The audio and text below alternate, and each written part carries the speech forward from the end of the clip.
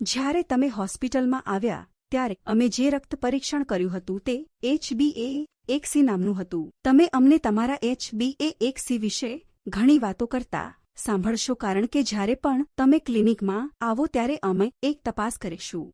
HbA1c માપે છે કે છેલ્લા કેટલાક મહિનાઓથી તમારા લોહીમાં કેટલું ગ્લુકોઝ છે. તમારા લોહીમાં હંમેશા થોડો ગ્લુકોઝ હોય છે અને ગ્લુકોઝ તમારા લાલ રક્ત કોશિકાઓ સાથે ચોંટી જાય છે.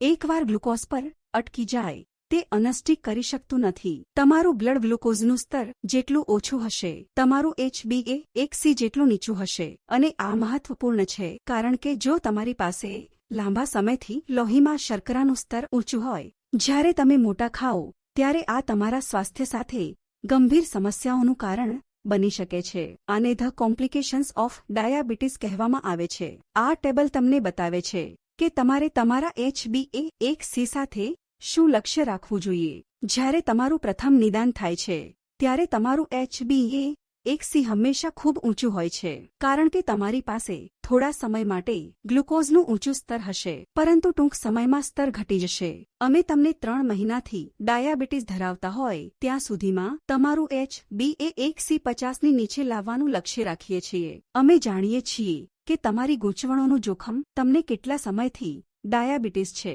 અને તમારું HbA1c કેટલું ઓછું છે તેની સાથે સીધું સંકળાયેલું છે. અમે જાણીએ છીએ કે જો તમને શરૂઆતમાં સારું નિયંત્રણ મળે તો તે તમને ગૂંચવણો થવાની સંભાવનાને ઘટાડવામાં મદદ કરી શકે છે. ડાયાબિટીસની મુખ્ય ગૂંચવણો જેના વિશે આપણે ચિંતા કરીએ છીએ તે છે આંખને નુકસાન, કિડનીને નુકસાન, ચેતા નુકસાન અને હાર્ટ એટેક અને સ્ટ્રોક. આંખના નુકસાન સાથે યુવાન વયસ્કો માટે અંધ થવાનું સૌથી સામાન્ય કારણ એ હતું કે તેઓએ તેમના ડાયાબિટીસની સંભાળ લીધી ન હતી. 12 વર્ષની ઉંમરથી તમે દર વર્ષે ખાસ આંખની તપાસ કરાવશો.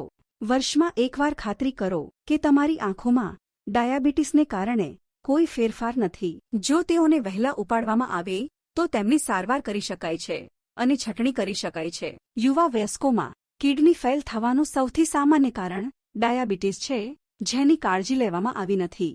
ફરીથી અમે 12 વર્ષની ઉંમરથી તેના માટે પરીક્ષણ શરૂ કરીએ છીએ. તમારી કિડની યોગ્ય રીતે કામ કરી રહી છે કે કેમ તે તપાસવા માટે વર્ષમાં એકવાર અમે તમારા જીણુબંધ મોકલીએ છીએ. ડાયાબિટીસને કારણે જો તમારી ચેતાને નુકસાન થાય છે તો તમે યોગ્ય રીતે પીડા અનુભવી શકતા નથી. આનો અર્થ એ છે કે તમે તમારા પગ પર કાપ મૂકી શકો છો પરંતુ કારણ કે તમે પીડા અનુભવી શકતા નથી ખબર નથી કે તે ત્યાં છે. તેથી તે પછી ચેપ લાગી શકે છે અને તમામ પ્રકારની સમસ્યાઓનું કારણ બની શકે છે. ડાયાબિટીસ ધરાવતા લોકોમાં હાર્ટ એટેક અને સ્ટ્રોક વધુ સામાન્ય છે અને તેથી જ તે ખરેખર મહત્વનું છે કે તમારે ક્યારેય ધૂમ્રપાન ન કરવું જોઈએ. ધૂમ્રપાન કરવાથી તમને હાર્ટ એટેક આવવાની શક્યતા વધી જાય છે અને જો તમે ધૂમ્રપાન અને ડાયાબિટીસને એકસાથે રાખો છો તો તમારી પાસે ખૂબ જ વધારે છે હાર્ટ એટેક આવવાની શક્યતા. જો તમારું વજન વધારે હોય તો તમને હાર્ટ એટેક આવવાની શક્યતા પણ વધારે છે. તેથી એ મહત્વનું છે કે તમે તમારું વજન સ્વસ્થ સ્તર પર રાખો. આ પણ સામાન્ય છે. તેની ખાતરી કરવા માટે અમે વર્ષમાં એકવાર તમારા છેવટે જેમ આપણે ડાયાબિટીસ પહેલા સમજાવ્યું છે તે ઓટોઇમ્યુન પ્રોબ્લેમ તરીકે ઓળખાય છે જ્યાં શરીરની રોગપ્રતિકારક શક્તિ મૂંઝવણમાં આવે છે અને પોતે હુમલો કરે છે. જો તમારી પાસે એક સ્વયં પ્રતિરક્ષા સમસ્યા છે તો તમારી સાથે બીજી પણ આવવાની થોડી વધુ સંભાવના છે.